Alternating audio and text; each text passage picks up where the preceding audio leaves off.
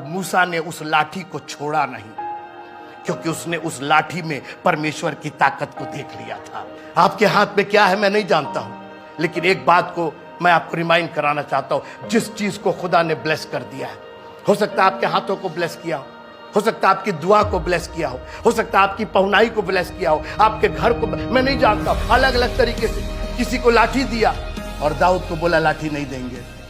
निर्गमन की पुस्तक 14वां अध्याय और उसकी 16वीं आयत।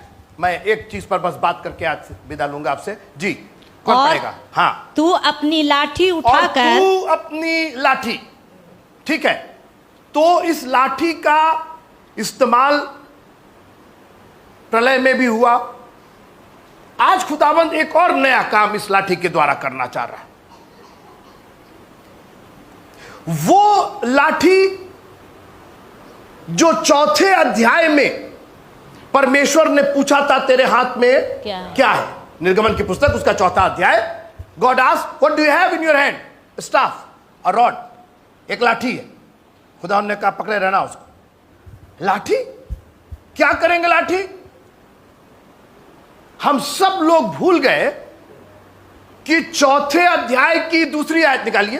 निर्गमन की पुस्तक उसका चौथा अध्याय, उसकी दूसरी आयत हमको सब याद है। मेरे को मत देखिए कि ये तो नहीं निकाल रहे, हमको सब याद है। जी। यहोवा ने उससे कहा, तेरे हाथ में वो क्या है? ठीक है। वो बोला लाठी। ठीक, यहां तक ये लाठी थी और एकाएक मिस्र में चमत्कार होने लगे।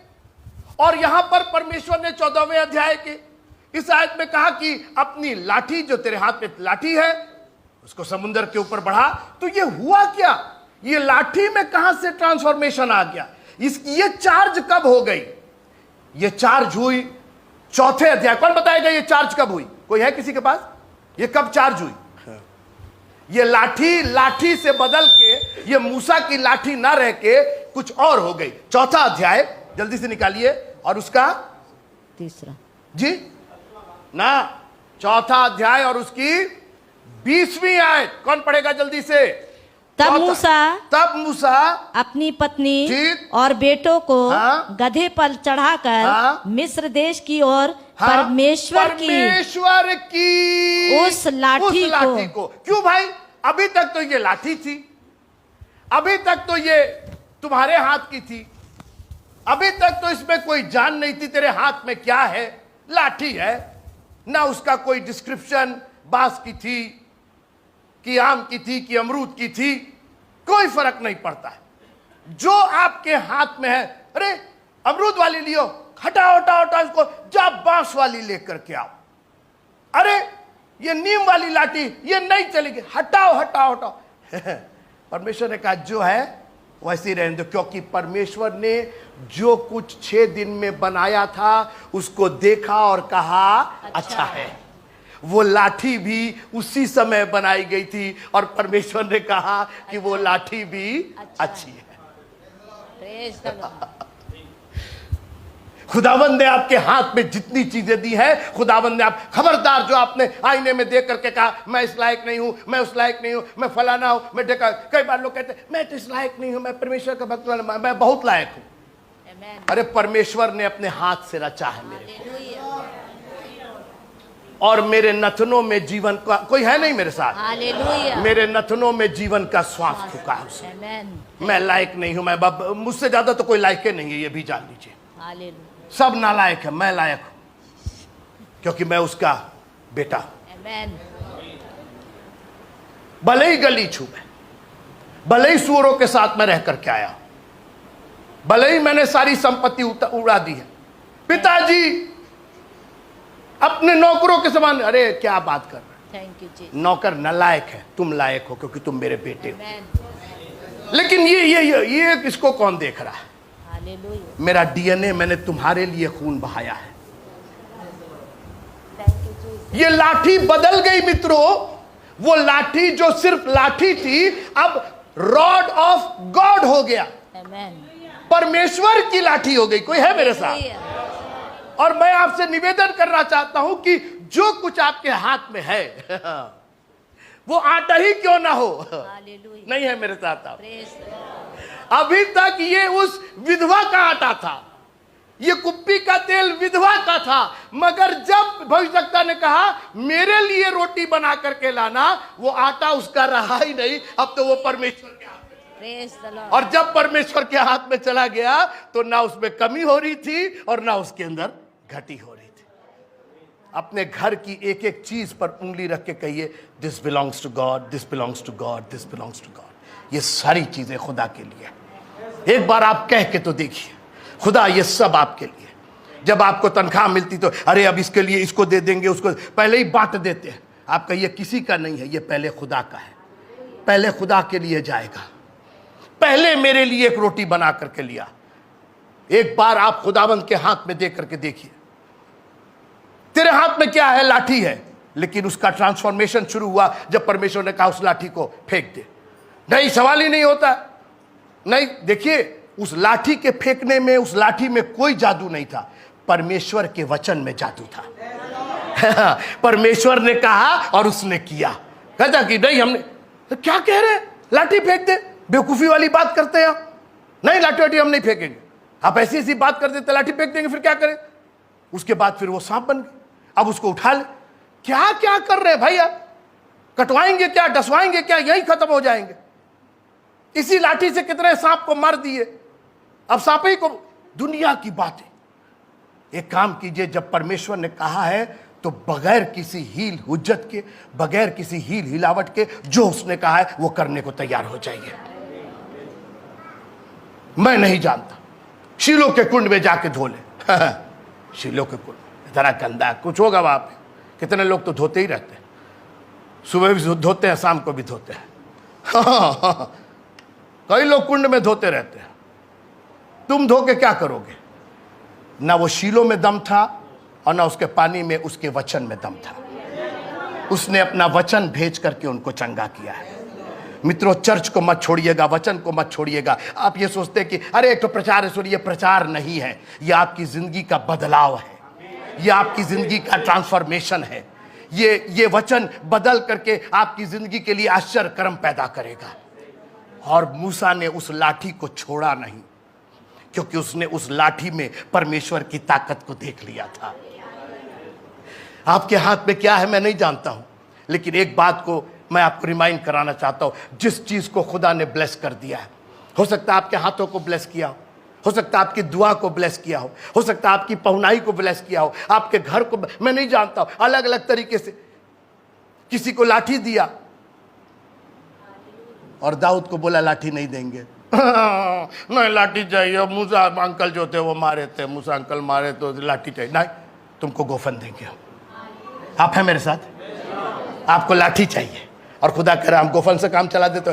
कोई आप हैं नहीं मेरे साथ, क्योंकि खुदा को मालूम है तेरा दुश्मन कैसे है और उसको कैसे नेस्त नाबूद करना है। लीव इट टू मी, जो मैं कह रहा हूं उतना करो बस। और कई बार जो खुदा कहता है वो आपके पल्ले इसलिए नहीं पड़ता कि हम लोग खुदा से ज्यादा जानते हैं ना। अच्छा, तो ढेले से मार देंगे, ईंटे से मार देंगे, पत्थर से मार देंगे, बात कर रहे हैं। उसका देखे भाला, देखे तलवार, देखे उसका कंटोप, देखे, गजब बात है। ढेले से याद रखिएगा, when God will tell you something to do, it will never make a sense to you। मैं नहीं जानता हूं कि प्रभु आपको कब, कैसे, क्या बताए आपको, और आप बहस करने लगे ऐसे नहीं हो सकता, वैसे। Please, when God is telling you something, leave it to God। प्रभु, ये बहुत बेवकूफ़ी वाला बात है, नहीं ऐसे नहीं हो सकता है, लेकिन प्रभु जी आपसे बेहतर कौन जाने। आप है मेरे साथ? वो मूसा की लाठी नहीं थी, अब वो परमेश्वर की लाठी बन गई थी। इतना बड़ा काम किया था। आइए थोड़ा सा पढ़ के फिर खत्म करते। निर्गमन की पुस्तक, उसका 14वां अध्याय 26वें पद से पढ़ता हूं। 14वां अध्याय। फिर यहोवा ने मूसा से कहा, अपना हाथ समुद्र के ऊपर बढ़ा कि जल मिस्रियों और उनके रथों और सवारों पर फिर बहने लगे। सोचिए, उसी हाथ से लाल समुद्र 2 भाग हुआ और आज उसी हाथ से फिरौन की सारी सेना बर्बाद हो रही। आपके अपने कोई पहले हाथ, कोई हाथ ही नहीं उठा रहा। आशु भाई, आपका तो हाथ ही नहीं दिख रहा। एक हाथ, दोनों हाथ। आशु भाई, इस हाथ में आपको न सिर्फ पार करने की ताकत उसने दिया, आपके शत्रुओं को नेस्त नाबूद करने की भी ताकत दिया है। नगमे गाऊंगा मैं प्यारे मसीहा।